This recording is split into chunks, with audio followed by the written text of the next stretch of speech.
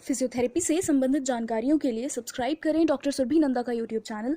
साथ ही किसी भी नोटिफिकेशन को पाने के लिए बेल आइकन को प्रेस करना ना भूलें। How are you? Once again, Dr. Surbhi Nanda hereby, and today we discuss knee arthritis and related disorders to knee joint.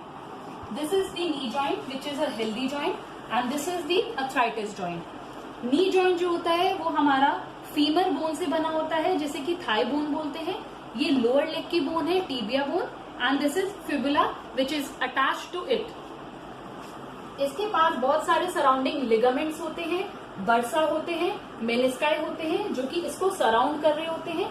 Knee joint जो होता है हमारा, it is the largest joint of our body and it carries the maximum weight. It carries the maximum weight of our body. So when we walk, the load taken by our knee is the 1.5 of the our body weight, and when we climb stairs, it takes 3 to 4 times of our body weight. And when we squats, like if we do this, the load bear by our knee is 8 to 10 times of our body weight. So you can think yourself how much load is taken by our knee joint of our body.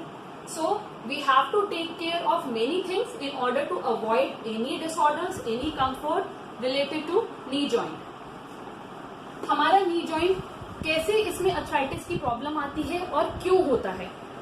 जब आपकी prolong standing हो रही है, या बहुत ज्यादा आप लोग स्टेयर्स क्लाइंब कर रहे हैं, या बहुत ज्यादा सिटिंग है, स्क्वाटिंग है, कुछ भी अगर आपका प्रोलॉन्ग है, तो नी जॉइंट पे बहुत ज्यादा जोर पड़ता है, जिसकी वजह से उसमें वियर एंड टियर होता है।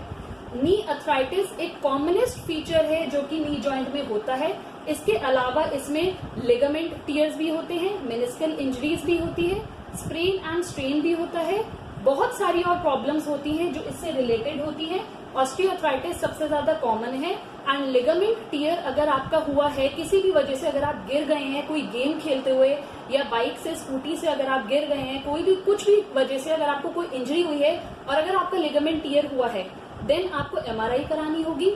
ग्रेड 1 और ग्रेड 2 अगर एमआरआई में आता है लिगामेंट टियर का, तो वो रिजॉल्व हो सकता है आपका फिजियोथेरेपी से। लेकिन अगर ग्रेड 3 या ग्रेड 4 है तो आपको उसके लिए आर्थ्रोस्कोपी करानी ही पड़ती है। तो अब हम करेंगे डिस्कस ऑस्टियोआर्थराइटिस। ऑस्टियोआर्थराइटिस होता क्या है? वेयर एंड टियर जब हो जाता है कार्टिलेज में, दैट इज इन्फ्लेमेशन जब हो जाए आपके जॉइंट में, मतलब कि अगर आपका जॉइंट स्वेल है, स्टिफ है, वहां पे स्वेलिंग है, स्टिफनेस है, वो रेडनेस हो रहा है, this is called inflammation. These are the signs of inflammation. यहाँ पर अगर इरोडेड हो जाए, ये आपको मैंने दिखाया है यहाँ पे ये पिंक से, अगर ये इस तरीके से इरोडेड हो जाए, आपकी बोन दोनों साइड से इरोडेड हो जाए, तो बीच के जगह पर जहां पर साइनोवियल फ्लूइड भी होता है, वो फ्लूइड अगर कम हो जाए तो ये इसके साथ फ्रिक्शन प्रोड्यूस करता है, जिसकी वजह से प्रॉब्लम आती है, वेयर एंड टियर होता है, जिसको हम बोलते हैं ऑस्टियोआर्थराइटिस। ऐसे में जो यहाँ पर मसल है हमारी, जिसको हम क्वाड्रिसेप्स मसल बोलते हैं, जो कि आपके नी के एक्सटेंशन का काम करती है, वो मसल भी वीक हो जाती है। तो जब मैं एक्सरसाइजेस समझाऊंगी उसमें आपको सारी स्ट्रेचिंग और स्ट्रेंथनिंग एक्सरसाइजेस मैं एक्सप्लेन करूंगी। तो ये हमने ऑस्टियोआर्थराइटिस शॉर्ट में क्या होता है वो बताया है।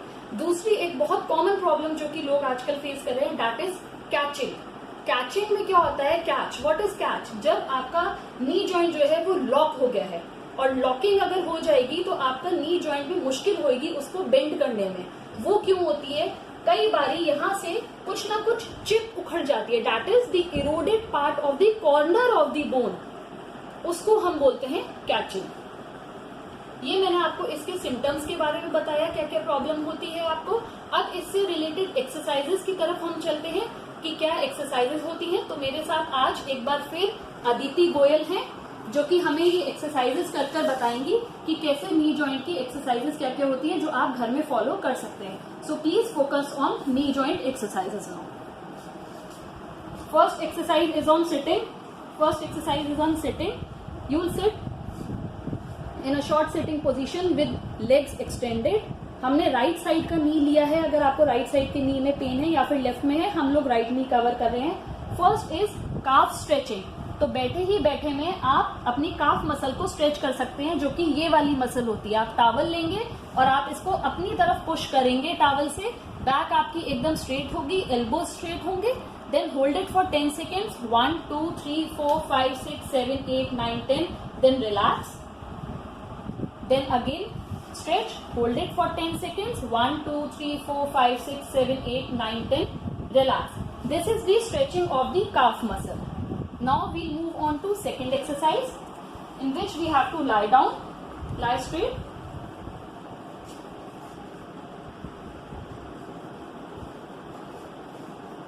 इसमें हमें एक टॉवल रोल लेना होगा. हमने एक टॉवल का रोल बनाया और टॉवल के रोल को हमने नी के नीचे रख दिया, या फिर आप एक छोटी सी बॉल भी ले सकते हैं, फुटबॉल टाइप्स, जिसमें एयर थोड़ी सी कम हो, या फिर आप बॉटल ले सकते हैं, या फिर टॉवल रोल ले सकते हैं. यहाँ पर आप इसको प्रेस करेंगे नीज को नीचे. 1 2 3 4 5 6 7 8 9 10. Then relax. Then again press down. 1 2 3 4 5 6 7 8 9 10. Relax. आप यही वाली एक्सरसाइज टोज को अपनी तरफ ले जाकर भी कर सकते हैं, तो ये आपकी नी आइसोमेट्रिक्स के साथ साथ काफ स्ट्रेचिंग भी हो जाएगी. ये जो नी आइसोमेट्रिक एक्सरसाइज होती है, इसमें आपकी स्ट्रेंथनिंग होती है क्वाड्रिसेप्स मसल्स की. तो ये आपके नी अर्थराइटिस के केस में, साथ ही साथ में जो मैंने लॉकिंग वाली चीज बताई थी, कैचिंग, उस वाले स्टेट में, या फिर नी से रिलेटेड जितने भी डिसऑर्डर्स हैं उनके लिए ये बहुत ज्यादा हेल्पफुल है अगर आप इसे दिन में थ्राइस अ डे करते हैं और एक सेट में 10 रिपीटिशंस होते हैं. Then we'll move on to next exercise. We have to put this same cushion in between the knee joint and we'll bend the legs. So we'll press it. 1 2 3 4 5 6 7 8 9 10. Relax.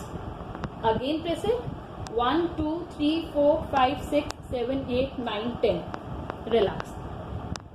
Then we'll move on to next exercise.